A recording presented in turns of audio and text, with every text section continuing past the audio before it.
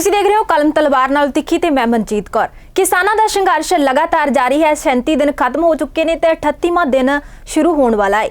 किसानी मसले ਨੂੰ ਲੈ ਕੇ ਗੱਲਬਾਤ ਕਰਦੇ ਹਾਂ। ਸਾਡੇ ਨਾਲ ਸਟੂਡੀਓ 'ਚ ਮੌਜੂਦ ਨੇ ਸਾਡੇ ਪੱਤਰਕਾਰ ਸੁਨੀਲ ਹਿਮਾਚਲੀ ਜੀ। ਸੁਨੀਲ ਜੀ, ਇੱਕ ਪਾਸੇ ਹੱਕਾਂ ਦੀ ਲੜਾਈ ਹੈ ਤੇ ਦੂਜੇ ਪਾਸੇ 2020 ਦੀ ਤਿਆਰੀ ਹੈ। ਕਿਵੇਂ देखो मनजीत सीधी गल कि किसान अंदोलन नूं लगभग किसान मजदूर संघर्ष कमेटी वालों 100 दिन पूरे हो चुके ने जी ते 38वां दिन थोड़ी देर च चढ़न वाला।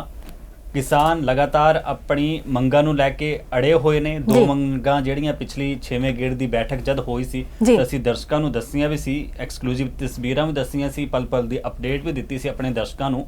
ते हुण नवां साल शुरू हो गया। उम्मीद यही जता जा रही है कि सब तो वड्डा जिहड़ा 2020 दा अंदोलन आ तां किथे ना किथे 2021 च ओहदा हल निकल जाएगा, क्योंकि MSP दा आश्वासन होवे या कानून रद्द करवाउण दी मंग होवे, उन्हां दोहां चीज़ां ते गलबात होनी है। पराली आले मसले ते बिजली आले मसले ते गलबात च किथे ना किथे जिहड़ी दोहां धरां दी सहमति बन गई है, जो खबर आई आ। दूजे पासे हुण जो तस्वीरां निकल के आ रही, जो कुछ स्थिति बन रही आ, इन्नी ठंड पै रही आ, किसान अपने उसे हौसले नाल उसे उम्मीद नाल उत्थे दिल्ली के बॉर्डर से डटे हुए ने। हालांकि एक मंदभागी खबर होर आई है कि गाजियाबाद बॉर्डर से एक होर किसान स्वर्गवास हो गया। ठंड के विच तबीयत खराब हो गई। इहो जिहियां मंदभागियां खबरां लगातार जिहड़ियां एक महीने तो वध दा समा हो गया, 38वां दिन चढ़न वाला, ते इहो जिहियां स्थितियां बन रही ने। तो दूजे पासे वेखो सियासत जिमें जिमें अंदोलन चल रहा ते राजनीतिक पार्टियां अपनी सियासत चमकाण च भी लगियां होईयां, इहदे ते कोई दो राय नहीं है। ਜਿਹੜੀ आम आदमी पार्टी है, देखो एक पासे कहती असी किसानों की सेवादार आ, सेवादार के दौर पर काम कर रही हैं। हालांकि उन्होंने बहुत बड़ा उपराला भी किया।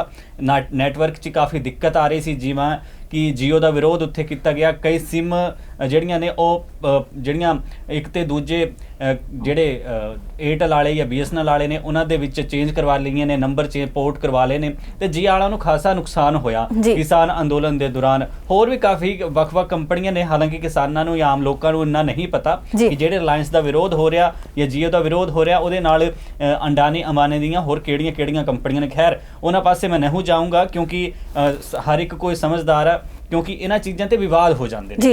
साडा अपडेट देना काम आ, पत्रकारां दा यही काम आ। लेकिन विरोध जिस तरीके नाल पहलां जियो दा हो रहा सी, पंजाब दे विच करोड़ां दा नुकसान हो गया, सरकार नूं भी घाटा होया उस चीज़ दा।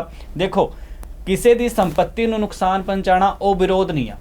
किसी नूं मारपीट करना, उहनूं नुकसान पहुँचाना आर्थिक शारीरिक या मानसिक तौर पर, वो किसी तरीके नाल असीं उहदा विरोध करते हैं कि इहो जिहियां चीज़ां नहीं होना चाहिए। लेकिन इहो जे हालात बन रहे ने। हुण देखो 38वां दिन चढ़न वाला ते राजनीति जिहड़ी आ परस्पर चल रही आ। एक पासे अंदोलन दे विच हक्कां दी लड़ाई हो रही आ, जन अंदोलन वो बन चुक्या।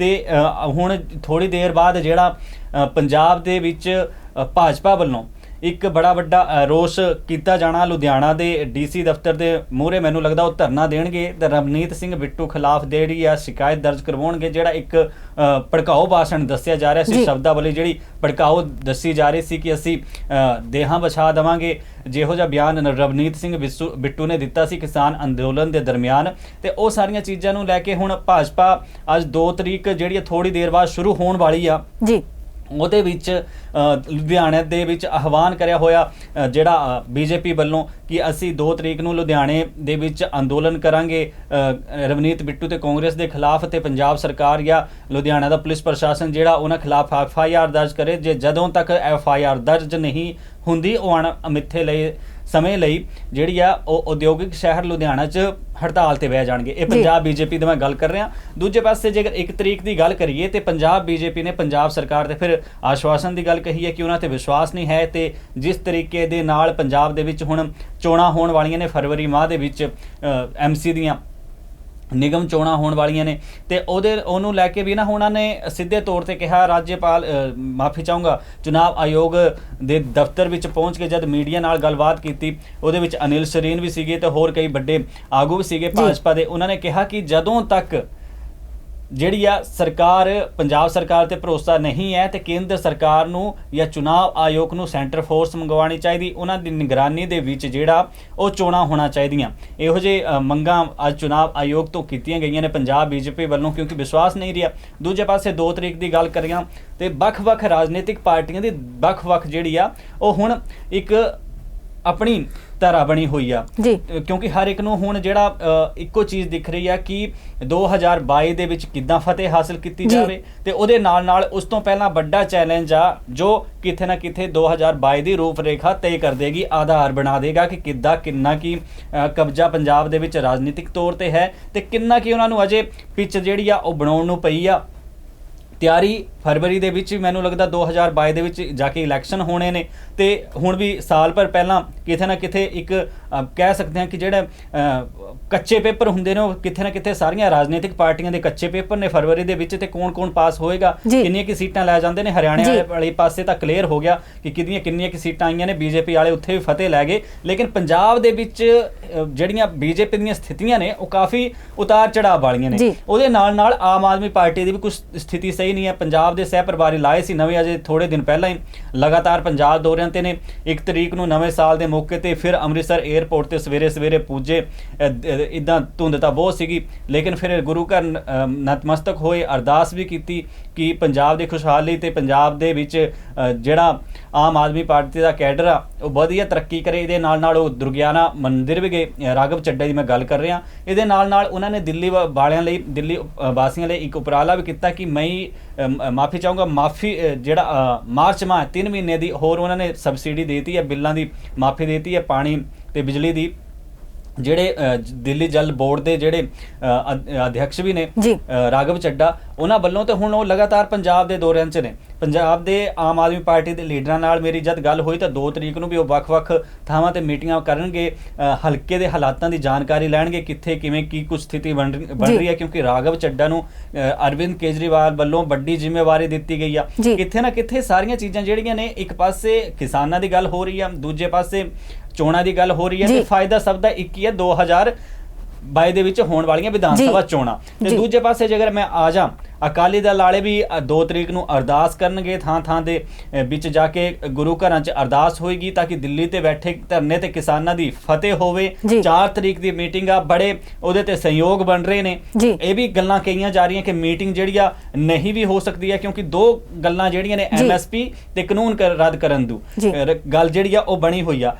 ਕਿਸਾਨ ਆਗੂ ਉੱਥੇ ਜਾਂਦੇ ਨੇ, ਮੀਟਿੰਗ ਕਰਦੇ ਨੇ, ਕਾਨੂੰਨ ਰੱਦ ਕਰਨ ਦੀ ਜਿਹੜੀ ਗੱਲ ਕਹੀ ਆ ਕਿ ਜਦੋਂ ਤੱਕ ਕਾਨੂੰਨ ਰੱਦ ਨਹੀਂ ਹੁੰਦਾ ਉਦੋਂ ਤੱਕ ਉਹ ਧਰਨਾ ਵਾਪਸ ਨਹੀਂ ਲੈਣਗੇ, ਉਦੋਂ ਤੱਕ ਅੰਦੋਲਨ 'ਚ ਬੈਠੇ ਰਹਿਣਗੇ।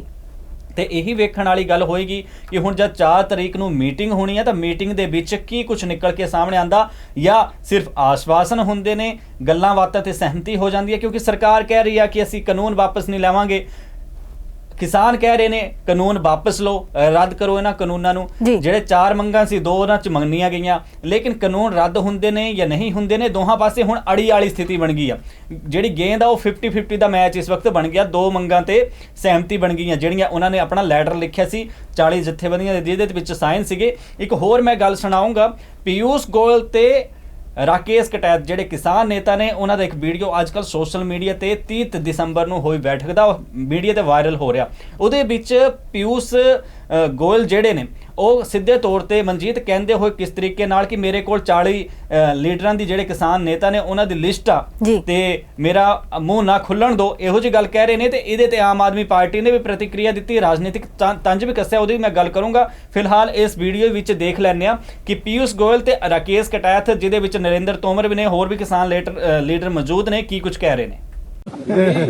मैं भी कहूँ, एक था भाई वो वहाँ पे आया ट्रैक्टर लेकर। अच्छा, तुम एक काम करो, मैं तुमको जेन्युइन संगठन से मुलाकात करा देता हूँ, फिर रास्ता निकालो। नहीं, एक हमारे वहाँ का भी आया, पीछे आया। ऐसे तो फिर आप लोग के भी 40 के संगठन की सूचियाँ सब है हमारे, ज्यादा मुँह मत खुलवाए। नहीं तो हमारे पास भी ये सूचियाँ है, ऐसे मुँह मत खुलवाए। वैसे नहीं आ सकते तो कम से कम।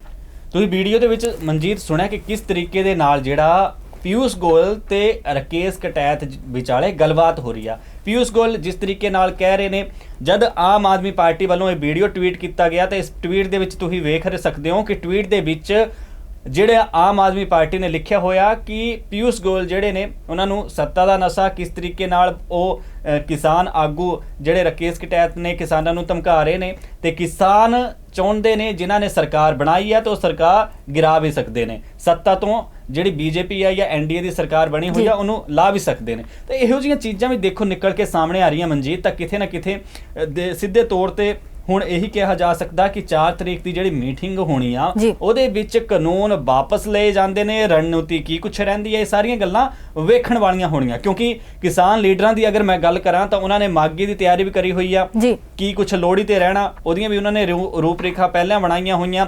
ਤੇ ਰਾਜਨੀਤਿਕ ਪਾਰਟੀਆਂ ਨੇ ਅਕਾਲੀ ਦਲ ਦੀ ਸਥਿਤੀ ਦੱਸਤੀ ਮੈਂ ਤੁਹਾਨੂੰ ਕਿ 2 ਤਰੀਕ ਨੂੰ ਅਰਦਾਸਾਂ ਕਰਨ ਵਾਲੀਆਂ ਨੇ। ਆਮ ਆਦਮੀ ਪਾਰਟੀ ਦੇ ਜਿਹੜੇ ਸਹਿ ਪ੍ਰਭਾਰੀ ਲਾਏ ਗਏ ਨੇ ਉਹ ਕਿਸਾਨ ਅੰਦੋਲਨ ਦੇ ਵਿੱਚ ਤਾਂ ਆਪ ਲੀਡਰ ਵਿਚਰ ਹੀ ਰਹੇ ਨੇ, ਕਹਿੰਦੇ ਅਸੀਂ ਸੇਵਾਦਾਰ ਹਾਂ। ਲੇਕਿਨ ਦੂਜੇ ਪਾਸੇ ਪੰਜਾਬ ਦੇ ਵਿੱਚ ਵੀ ਆ ਕੇ ਤਿਆਰੀਆਂ ਕਿਸ ਤਰੀਕੇ ਨਾਲ ਕਰ ਰਹੀ ਹੈ ਆਪ ਹਾਈ ਕਮਾਨ, ਉਹ ਵੀ ਜਗ ਜ਼ਾਹਿਰ ਹੋ ਚੁੱਕਿਆ। ਪੰਜਾਬ ਹੀ ਨਹੀਂ ਉੱਤਰਾਖੰਡ ਦੇ ਵਿੱਚ ਭਗਵੰਤ ਮਾਨ ਜਾ ਕੇ ਉੱਥੇ ਰੈਲੀਆਂ ਕਰ ਰਹੇ ਨੇ ਕਿਸਾਨਾਂ ਦੇ ਹੱਕਾਂ ਦੇ ਵਿੱਚ। ਤਾਂ ਕਿੱਥੇ ਨਾ ਕਿੱਥੇ ਪਿੱਛ ਜਿਹੜੀ ਆ ਇਸ ਵਾਰੀ ਰਾਜਨੀਤਿਕ ਤੌਰ ਤੇ ਜਿਹੜੀ ਪਕੜ ਆ, ਰਾਜਨੀਤਿਕ ਖੇਡ ਖੇਡਣਾ ਜਿਹਨੂੰ ਜਾਣਦੇ ਨੇ, ਤੇ ਤਿਆਰੀ ਜਿਸ ਤਰੀਕੇ ਨਾਲ ਹੁੰਦੀ ਹੈ, ਤੇ ਕਿੱਥੇ ਨਾ ਕਿੱਥੇ ਅਰਵਿੰਦ ਕੇਜਰੀਵਾਲ ਨੂੰ ਵੀ ਸਮਝ ਆ ਗਈ ਹੈ ਕਿ ਰਾਜਨੀਤੀ ਦੇ ਵਿੱਚ ਆਪਣੀ ਪੈਰ ਕਿੱਦਾਂ ਜਮਾਉਣੇ ਨੇ। ਤੇ ਲੀਡਰਾਂ ਨੂੰ ਜਿਹੜੇ ਉਹਨਾਂ ਨਾਲ ਜੁੜੇ ਹੋਏ ਨੇ, ਹਾਲਾਂਕਿ ਇੱਕ ਅੰਦੋਲਨ ਤੋਂ ਨਿਕਲੀ ਹੋਈ ਪਾਰਟੀ ਹੈ ਤਾਂ ਹੋ ਸਕਦਾ ਵੱਧ ਸੀਟਾਂ ਵੀ ਇਸੇ ਅੰਦੋਲਨ ਦੇ ਦਰਮਿਆਨ ਇਹੋ ਜੀ ਮਜ਼ਬੂਤੀ ਬਣਾ ਜਾਏ ਆਮ ਆਦਮੀ ਪਾਰਟੀ ਕਿ 2022 ਦੇ ਵਿੱਚ ਹੋਣ ਵਾਲੀਆਂ ਵੱਖ-ਵੱਖ ਸੂਬਿਆਂ ਦੀਆਂ ਚੋਣਾਂ 'ਚ ਵਧੀਆ ਜਿਹੜੀਆਂ ਸੀਟਾਂ ਉਹਨਾਂ ਨੂੰ ਮਿਲ ਜਾਣ। ਹੋ ਸਕਦਾ ਵੈਸਟ ਬੰਗਾਲ ਵਾਲੇ ਪਾਸੇ ਵੀ ਆਮ ਆਦਮੀ ਪਾਰਟੀ ਰੁਕ ਕਰ ਜਾਏ ਕਿਉਂਕਿ ਉੱਧਰ ਵੀ ਚੋਣਾਂ ਹੋਣ ਵਾਲੀਆਂ ਨੇ, ਕਿਉਂਕਿ TMC ਤੇ BJP ਵਾਲੇ ਤਾਂ ਉੱਥੇ ਕਾਫੀ ਪਹਿਲਾਂ ਹੀ ਇੱਕ ਦੂਜੇ ਦੇ ਖਿਲਾਫ ਆਰੋਪ ਪ੍ਰਤਿਆਰੋਪ ਲਗਾ ਰਹੇ ਨੇ। ਤੇ ਜਿਹੜੇ ਪਿਛਲੇ ਦਿਨ ਸ਼ੁਭੇਂਦੂ ਅਧਿਕਾਰੀ ਭਾਜਪਾ 'ਚ ਸ਼ਾਮਿਲ ਹੋਏ ਸੀ, ਹੁਣ ਖਬਰ ਇਹ ਵੀ ਆਈ ਹੈ ਕਿ ਉਹਨਾਂ ਦਾ ਭਰਾ ਸ਼ੁਭੇਂਦੂ ਜਿਹੜਾ ਉਹ ਵੀ BJP 'ਚ ਸ਼ਾਮਿਲ ਹੋ ਸਕਦਾ ਆਪਣੇ 5000 ਸਮਰਥਕਾਂ ਸਣੇ। ਤੇ ਇਹੋ ਜਿਹੀਆਂ ਚੀਜ਼ਾਂ TMC ਜਾਂ ਵੈਸਟ ਬੰਗਾਲ ਤੋਂ ਇਹੋ ਜਿਹੀਆਂ ਖਬਰਾਂ ਵੀ ਆ ਰਹੀਆਂ। ਤਾਂ ਕਿੱਥੇ ਨਾ ਕਿੱਥੇ ਇਦਾਂ ਨਾ ਹੋਵੇ ਕਿ ਅਰਵਿੰਦ ਕੇਜਰੀਵਾਲ ਕਿਸਾਨਾਂ ਦੇ ਅੰਦੋਲਨ ਨੂੰ ਦੇਖਦੇ ਹੁਣ ਵੈਸਟ ਬੰਗਾਲ ਵਾਲੇ ਪਾਸੇ ਵੀ ਰੁਕ ਕਰ ਜਾਣ, ਪਰ ਇਹੋ ਜਿਹਾ ਹੋਣਾ ਨਹੀਂ ਕਿਉਂਕਿ ਫਿਲਹਾਲ ਉਹ ਆਪਣੀ ਪਕੜ ਜਿਹੜੀ ਉਹ ਨਾਰਥ ਇੰਡੀਆ 'ਚ ਹੀ ਬਣਾਉਣ ਲੱਗੇ ਨੇ। ਪੰਜਾਬ ਦੇ ਵਿੱਚ ਉਹਨਾਂ ਨੇ ਕਿਸ ਤਰੀਕੇ ਦੀ ਪਕੜ ਬਣਾਈ ਆ, ਉਹਨਾਂ ਦੇ ਰਾਜਨੀਤਿਕ ਹਾਲਾਤ ਦੇਖੋ। ਪਹਿਲਾਂ ਸਾਰੇ ਜਗ ਜ਼ਾਹਿਰ ਨੇ ਕਿੰਨੀਆਂ ਕੀ ਵੋਟਾਂ ਆਈਆਂ ਨੇ, ਲੇਕਿਨ 2022 ਲਈ ਜਿਸ ਤਰੀਕੇ ਦੇ ਨਾਲ ਆਮ ਆਦਮੀ ਪਾਰਟੀ ਆਪਣੀ ਜ਼ਮੀਨੀ ਪਕੜ ਮਜ਼ਬੂਤ ਕਰ ਰਹੀ ਹੈ ਪੰਜਾਬ ਦੇ ਵਿੱਚ, ਉਹ ਬਾਕੀ ਪਾਰਟੀਆਂ ਲਈ ਜਿਹੜੀਆਂ ਪਿਛਲੇ ਦਿਨਾਂ ਦੇ ਵਿੱਚ ਰਿਵਾਇਤੀ ਪਾਰਟੀਆਂ ਬੈਠੀਆਂ ਨੇ ਉਹਨਾਂ ਨੂੰ ਪਤਾ ਲੱਗ ਜਾਏਗਾ। ਕਾਂਗਰਸ ਹੋਵੇ, ਅਕਾਲੀ ਦਲ ਹੋਵੇ ਜਾਂ BJP ਹੋਵੇ, BJP ਨੂੰ ਸਭ ਤੋਂ ਔਖੇ ਚੋਣ ਹੋ ਸਕਦੇ ਨੇ ਇਸ ਵਕਤ 2022 ਦੇ OAS ਕਰਕੇ। ਗਠਬੰਧਨ ਟੁੱਟ ਗਿਆ, ਗਠਬੰਧਨ ਕਿਹਦੇ ਨਾਲ ਹੋਏਗਾ ਕਿਹਦੇ ਨਾਲ ਨਹੀਂ ਹੋਏਗਾ, 117 ਸੀਟਾਂ ਤੇ ਉਮੀਦਵਾਰ ਮਿਲਣਗੇ ਜਾਂ ਨਹੀਂ ਮਿਲਣਗੇ, MC ਦੇ ਚੋਣਾਂ ਦੇ ਵਿੱਚ ਉਮੀਦਵਾਰ ਕੌਣ ਹੋਏਗਾ, ਕਿੰਨੀਆਂ ਕਿ ਸੀਟਾਂ ਲੈ ਜਾਂਦੀ ਹੈ ਪੰਜਾਬ ਦੇ ਵਿੱਚ ਭਾਜਪਾ। ਬਹੁਤ ਵੱਡੀਆਂ ਚੁਣੌਤੀਆਂ ਨੇ। ਫਿਲਹਾਲ ਕਿਸਾਨ ਅੰਦੋਲਨ ਆਪਣੇ ਹੱਕਾਂ ਦੀ ਲੜਾਈ ਮਨਜੀਤ ਲੜ ਰਹੇ ਨੇ ਤੇ ਦੂਜੇ ਪਾਸੇ ਰਾਜਨੀਤਿਕ ਪਾਰਟੀਆਂ 2022 ਦੀਆਂ ਤਿਆਰੀਆਂ ਕਰ ਰਹੀਆਂ ਨੇ। ਲੇਕਿਨ 4 ਤਰੀਕ ਦਾ ਦਿਨ ਬਹੁਤ ਅਹਿਮ ਆ, ਦੇਖਣਾ ਹੋਏਗਾ ਕਿ ਮੀਟਿੰਗ 'ਚ ਕੀ ਕੁਝ ਬਣਦਾ ਮਨਜੀਤ। ਜੀ ਬਿਲਕੁਲ ਸੁਨੀਲ ਜੀ, ਤੁਹਾਡਾ ਬਹੁਤ ਬਹੁਤ ਧੰਨਵਾਦ ਸਾਨੂੰ ਪੂਰੀ ਜਾਣਕਾਰੀ ਦੇਣ ਲਈ।